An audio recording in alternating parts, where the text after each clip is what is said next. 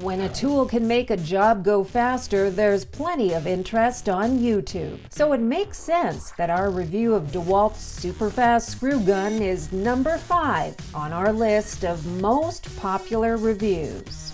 I love this gun just because it's nice and light, it's small, and it has a really great attachment with it. The model number on this is DCF620. It's got a really great bell hook on the side. You've got depth of adjustment in the nozzle here.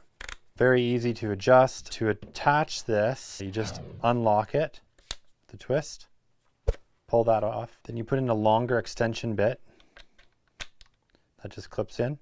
To get this out, if you're wondering, you have to pull this collar back and this will pull out that way. So it's just simply pull in, pull out. Very easy. This is the attachment. This is the DCF6201. I think if you're drywalling, you gotta have this. This is by far one of my most favorite drywall guns out there. Slap on a slim battery here, which keeps it nice and balanced. The screws slide in to the bottom here, like this. And they clip in, and that's basically it. On the side, we've got the depth of adjustment wheel right here. If you are screwing and you put a screw in poorly, the nice thing about this gun is you just pinch the sides and the attachment comes off, and then you can drive the screw in further, or you can take it out. That's what I really like about this gun. Right here, this button, this will adjust for your screw length. So right now, I've got it set for 1 1/4, and I flip it over, all the markings are on the side. So there's a positive stop in here. So I've got 1 inch down all the way up to 2 inch. So positive stops all along the way. So we'll just set it at 1 1/4. And the way you hold it is just like this. A lot of guys might want to hold it like this, but if you hold it like this, then it's an extension of your arm. So when you're pushing, you don't get tired. If you're holding it like this, you don't get a very good straight contact point, and you'll always be skipping out on the screws. You really want to have your hand up in here and then use your bottom 2 fingers to pull the trigger. It's super easy to put screws in.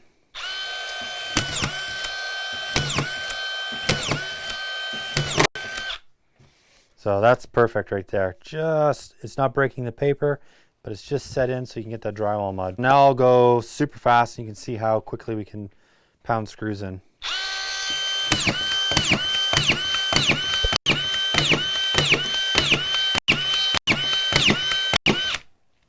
So incredibly fast. The only downside to using this gun with this setup and these screws is that the screws are a lot more expensive than your typical box of screws, you know, loose screws. I think once you've tried this, it's just the only way to go. Our recent video on this tiny drywall blade immediately went viral, landing it in the number 4 position out of hundreds of our reviews in just a month. Let's see how this thing does. They're saying it's good for servicing, plumbing, and electrical for a main reason, and I'll show you why. You know, when you're plunging blades into walls, there's always that chance that you're gonna nick a wire or a pipe, something like that, and then you know you're in a lot of trouble. This in particular has a very dull end on it, and these teeth really are not sharp at all. It's quite dull. You know, I don't need to worry about snagging a wire with a Sawzall blade, ripping the wire apart, or even using like a multi-tool blade where they've got these really sharp teeth. These are great for cutting out plugs or just doing renovation type work. But again, they've got that really, really sharp tooth. There is no depth of adjustment on here unless you've got the depth gauge on your tool itself. Whereas this is just set to cut 1/2 inch or 5/8 drywall. There's no depth of adjustment on this. However, they say it will cut to 5/8 drywall, so you know you're really not going to be penetrating that deep. Hook this on a Sawzall or one of these smaller Sawzalls like this guy. A lot of plumbers use these. I really like it. This is the atomic version. Yeah, it just is the basic connection for Sawzalls. All right, so we just slide that right in there and it's in. And you can see it barely sticks past the guard here.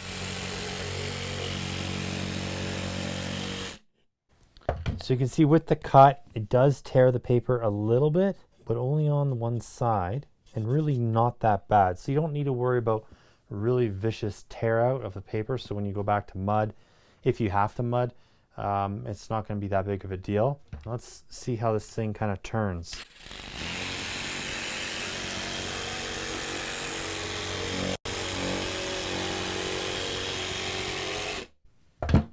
Not too bad, very easy. I mean, as you can see, I'm just doing it with one hand while holding the drywall. Now let's take a look at the back.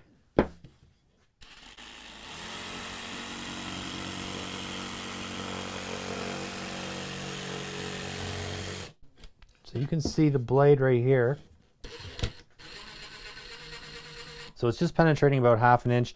Now obviously you can adjust that just by tipping your saw a bit so you don't penetrate as deep.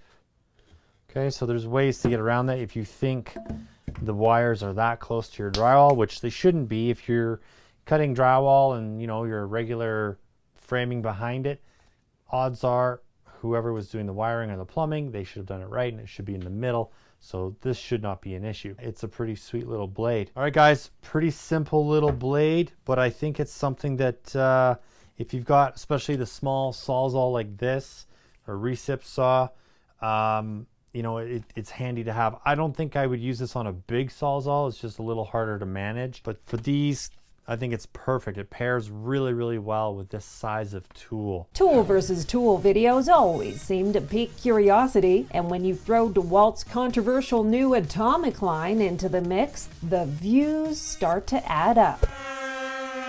At just a quick glance, you can't tell the difference between the two, except for when you read about it. This one here is 1800 OPM, so oscillations per minute on the side. That's the Atomic version. This is the XR. This one has 20,000 oscillations per minute. I thought, you know, maybe there'd be a difference in vibration or speed of cut, but I'm really struggling to figure out the ultimate difference. Visually, if we take a look at the two, the original version has the screw hole here for the clips. This one does not. I'll just call it a chuck, but the mounting part, they are both plastic, so not a huge difference, except for Atomic is black and the old version is silver. They both have light. The triggers are the same. The rubber overmold is basically the same, except for the XR version has 3 little ribs on the top. The Atomic does not. They're the same weight. They pretty much sound the same when you run them. We'll start off with the old one, just a quick cut.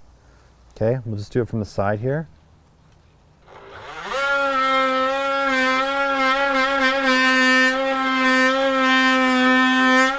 Okay, pretty easy. And then I'll quickly switch out. Atomic version.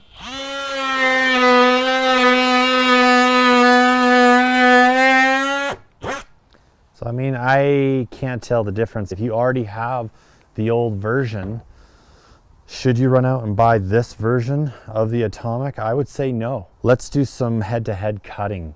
I'm just gonna come in on the end here and I'll cut at the same time. These are the same blades. They're both brand new HCS DeWalt blades. I'm running on fully charged 5 amp hour batteries.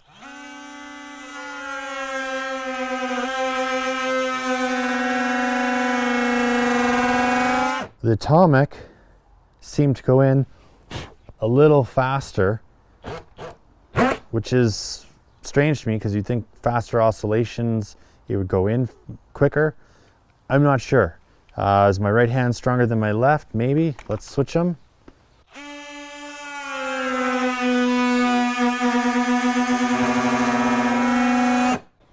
Okay, that time, this one started off quicker, but there's a knot there, so let's move over a little and do it again.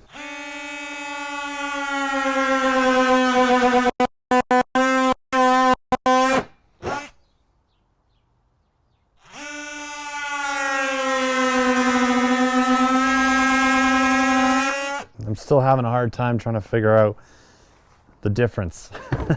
I think it's so minor that it doesn't matter. When DeWalt introduced their Atomic circular saw, the longer body was groundbreaking. That could be why this is our #2 review with well over 300,000 views.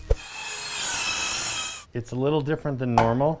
It's almost like a grinder in a sense with a 4.5-inch blade on it. It's the 20-volt brushless system. It's got the brake on it, which takes 1 second to stop the blade. Got some decent weight to it. Metal housing, dust collection system, which can come off. This handle actually comes off too if you wanted to take it off. It's got a handy little hook on the side. It hooks right onto my tool belt.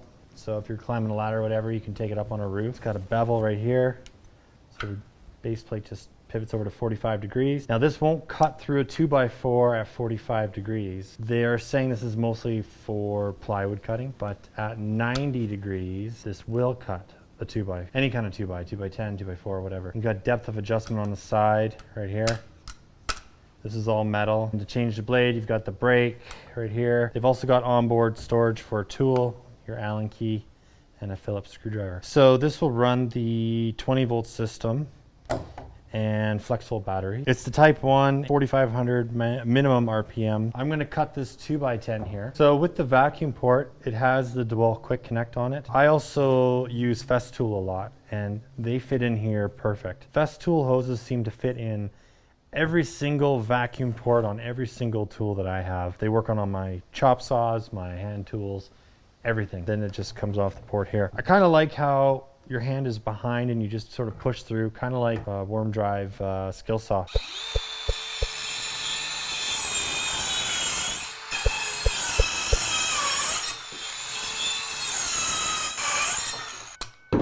So I'll show you the depth of cut here. You can see that it just barely comes past. It's like a 16th, maybe an 8th. If you've got cupped wood or anything thicker than a 2x4, you're not going to make it through. I'm pretty impressed with this little tool. It's super handy. I think what I'm going to use this for is keeping it in my truck because it's small, right? And without the battery, it'll fit in a tool bag, no problem. Whereas a skill saw takes up so much room. Next, I'm going to cut this 5/8 plywood. But one thing I like to point out is that because the handle is further back from the blade, this actually allows me to cut a full sheet by standing behind it. I've got long arms, I'm 6'1", and I have trouble cutting with a regular saw, a regular skill saw. But with this guy, I can reach the whole way and more. So I can see why Dewalt has made this their kind of saw for cutting sheathing. It's smart. It definitely makes it a lot easier.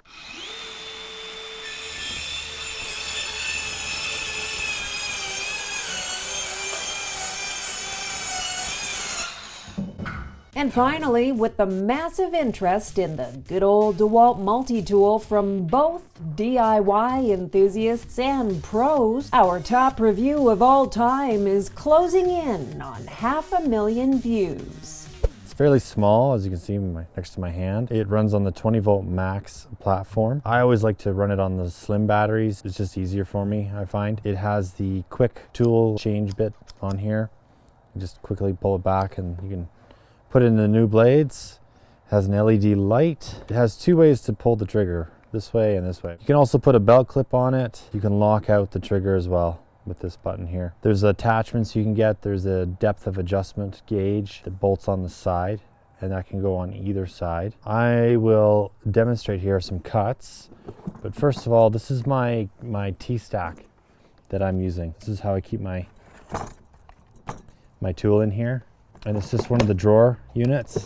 In here I have my sandpaper, and I keep all my extra pads that they give you, and I also keep like extra parts in here. I've got specialty blades, so these guys here, I've just got my little really tiny ones. These are my bimetal blades, and then we've got a little chipper blade. I don't use this very often, but you know, if you're like peeling, I don't know, a little bit of lino or maybe some silicone or something like that, just kind of like a chiseling, kind of clean things off. We've got a tile blade here. This is for like cleaning out grout, not actually cutting tile. And then we've got a wood blade. Let's say you're cutting the bottom end off of a casing to do some hardwood.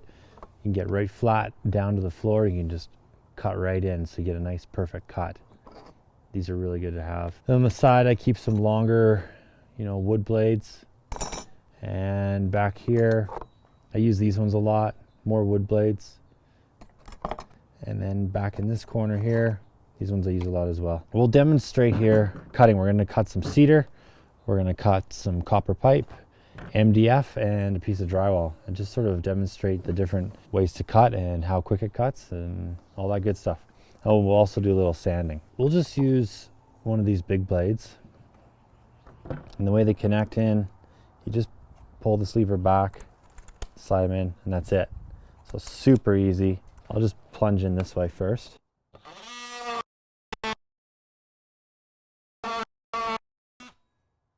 So you see how quickly it cuts through cedar.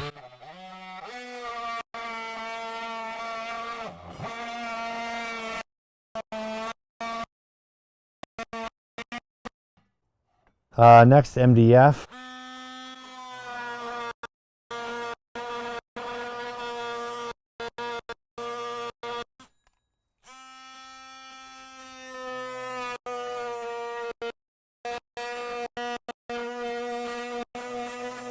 We actually use this a lot for drywall. This guy paired with a vacuum right beside it, you can't go wrong. So I also want to mention this has a variable speed trigger. It doesn't have the dial, so the harder you pull, the faster it goes, essentially. So we'll just do this little cut. I just made a little box. I'll do it rough.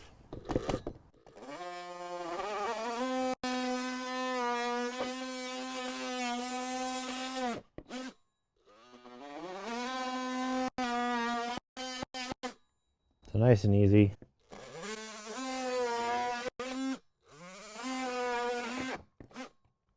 It's pretty rough and crude, guys, but you get the idea. It takes no time to cut out a little hole if you're doing plugs or whatever. So for electricians, this is pretty good too. We'll switch bits, and let's do a bimetal. So we're just going to cut some copper. The only time I'd ever use this to cut, say, copper pipe is if you can't get a proper cutter in the wall, like it's a really tight fit and you can't get your cutter on to spin. That's when maybe you'd use this. So if you're changing out a bathroom diverter or something like that. So we'll just give this a go. Now you got to be very careful because this does oscillate really quick, so it can jump around on you.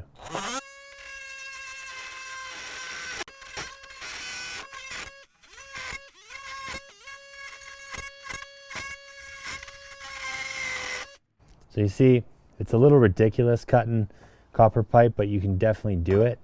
When you're oscillating the blade, you can see, I'll do it real slow. It's going back and forth. I don't know if the camera can pick that up, but it oscillates back and forth. So when you're coming into something like metal or copper or whatever, it wants to pull you up. So I don't think I've ever cut metal except for maybe nails. You're better off using the right tool for the right job. But in a pinch, something like this, you know, you can get into those really tight places and this will work. Now let's take a look at the sander. So I'll just pop this blade out, and the sander just clips right in, same style, just like that, really easy. And it's a Velcro based, so these just pull off. And they have all different grits. I just got a multi-pack of different pieces of sandpaper, different grits. So like that's an 80, the black, that's 220. This red one here, oh, that's another 80. So a bunch of different ones. This black one, like I said, was a, well, who knows what it is. It could be a 120. Let's take a look. Yeah, it's a 120. Okay. So let's just sand the cedar because it's got some stain on it. So we'll actually be able to see pulling the stain off.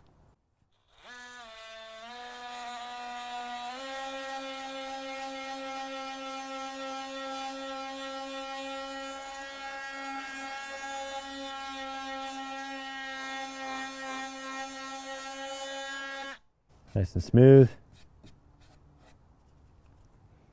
So yeah, this is handy if you're trying to get into like tight corners, you know, window jambs, inside cabinetry maybe, in those tight corners. If you've got some overspray or maybe some glue, this would be pretty handy to have. And also with that light that comes on, you can see it right there. So if you're in a closet or in a cabinet or whatever, that light comes on. This is a DeWalt T-STAK. I've got a bunch of them, and these insert, it's just foam basically, and you just slip them in, and then you can pull out the little plugs where you want to put your items, and you can cut them, you can do whatever you want. It's got multiple layers. Like this one here has like 1, 2, 3, 4, I think it has 5 layers to it. So you can just pull them apart and use them for anything that you want. I have a trailer, so things bounce around a lot. And I was noticing every once in a while tools will be on the floor. They just get damaged, they bang against each other, but having these inserts, it's pretty solid. Until next time, guys, keep on crushing it, keep on crushing it, keep on crushing it. Have a great day. See you in the future.